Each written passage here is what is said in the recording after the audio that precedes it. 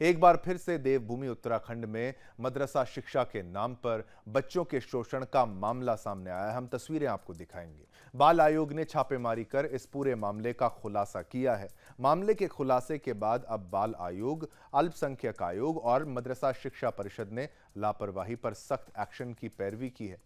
आपको बता दें कि राजधानी देहरादून में राज्य बाल आयोग ने आजाद कॉलोनी स्थित एक मदरसे का सोमवार को औचक निरीक्षण किया और वहां की स्थितियां बेहद चिंताजनक दिखाई दी। 400 गज के इस 4 मंजिला मदरसे में 250 छात्र ठूंसे हुए थे और सबसे बड़ी बात, मदरसे का कहीं भी पंजीकरण नहीं मिला। आखिर कैसे इतने लंबे समय से राजधानी देहरादून में ही अवैध मदरसा चल रहा है, वो भी इतनी कम जगह में। छात्रावास भी था जिसमें बिहार के 60 बच्चे रह रहे थे। पूरे भवन में दम घोंटू कमरे जिसमें आम व्यक्ति भी नहीं रह सकता। 16 शौचालय और जगह जगह गंदगी फैली हुई थी। वहीं आग से बचाव के कोई उपाय नहीं थे, ना ही हवा आने जाने की उचित व्यवस्था वहां पर थी। बच्चों को बेहद गंदे माहौल में रखा जा रहा था। राज्य बाल आयोग की अध्यक्ष डॉक्टर गीता खन्ना ने बताया कि निरीक्षण के दौरान जब एक बंद कमरे को खोला गया तो वहां गद्दों के ढेर के बीच एक बच्चा बिना बिस्तर के, जो तस्वीर आपको दिखाई थी, जमीन पर लेटा मिला। बच्चे को तेज बुखार था और उसके लिए बिस्तर तक नहीं था। उसके तुरंत चिकित्सा के लिए देहरादून अस्पताल भेजा गया। मदरसा शिक्षा परिषद के अध्यक्ष मौलाना शमून कासमी ने कहा कि मामले की जांच के बाद एक्शन लिया जाएगा। वहीं अल्पसंख्यक आयोग के उपाध्यक्ष मजहर नईस नवाब ने कहा कि इस तरह के घपलों का मामला पहले से ही चला आ रहा है। इस पूरे मामले पर अब राज्य बाल आयोग अध्यक्ष डॉक्टर गीता खन्ना ने क्या कुछ कहा, आइए आपको वो सुनाते हैं। कल अखबार में छपी बीमार बच्चों की खबर का संज्ञान लेते हुए आयोग ने निश्चय किया कि उस मदरसे को जाके देखा जाए जहां से 30 बच्चे खाने के कारण बीमार हुए। और वहां जाके तो हमें जो देखने को मिला वो बहुत ही डिस्टर्बिंग था। ये मदरसा ना तो मदरसा बोर्ड के साथ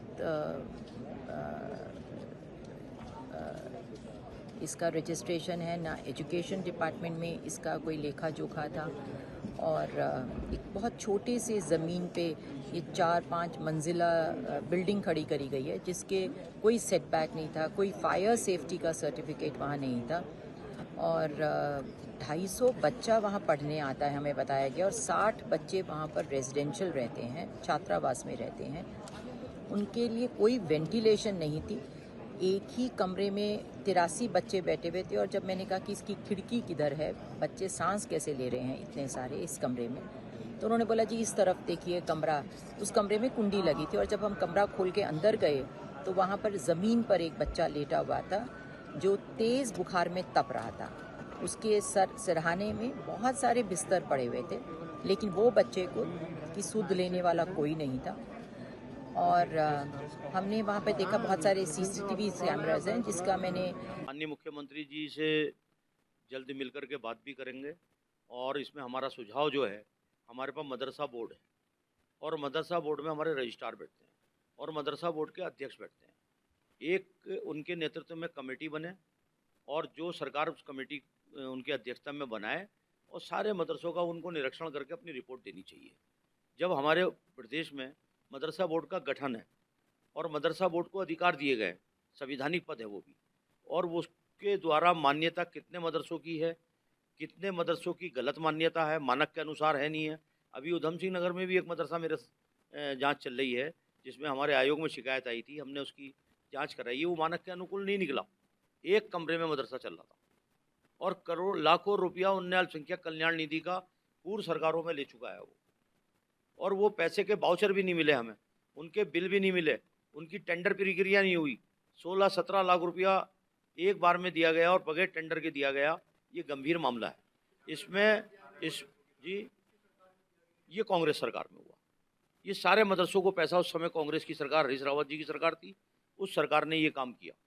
उस सरकार ने कोई एक कमरे में अगर 4 बच्चे हैं तो उसमें 100 बच्चे दिखा करके उन मदरसों का पूरी तरीके से काम उसमें हुआ। और जाहिद रजा जो यहाँ मदरसे में यहाँ के बोर्ड के अध्यक्ष रहे हैं, उनके टाइम में जो मान्यताएं हुई हैं उसमें उनका स्वयं मदरसा जिसकी जांच चल रही है, जिसकी मैं जिक्र कर रहा हूँ, वो मदरसा बोर्ड के अध्यक्ष द्वारा घोटाला किया गया बड़ा। सरकार उस आज़ाद कॉलोनी देहरादून जिस मदरसे का मामला सामने आया है, पहले तो वो मदरसा हमारे मदरसा बोर्ड में पंजीकृत नहीं है, और मैं ये बात इस मौके पे कहना चाहूँगा कि बाल आयोग ने भी उसका संज्ञान लिया है, और मैं भी निवेदन करना चाह रहा हूँ कि जो बच्चे हमारे मदरसों में पढ़ते हैं वो पंजीकृत मदरसों में तो नियमित तौर से सारी चीज़ों का पालन कर रहे हैं। जो अनियमितता पाई जा रही हैं वो उनमें पाई जा रही हैं जो रजिस्टर्ड नहीं है। मैं चाहता हूँ कि सारे मदरसे पंजीकृत होने चाहिए, और नियमित तौर से उन बच्चों के फ्यूचर पर ध्यान रखना चाहिए जो बच्चे उनके यहाँ पढ़ रहे हैं या उनकी बोर्डिंग में रहते हैं।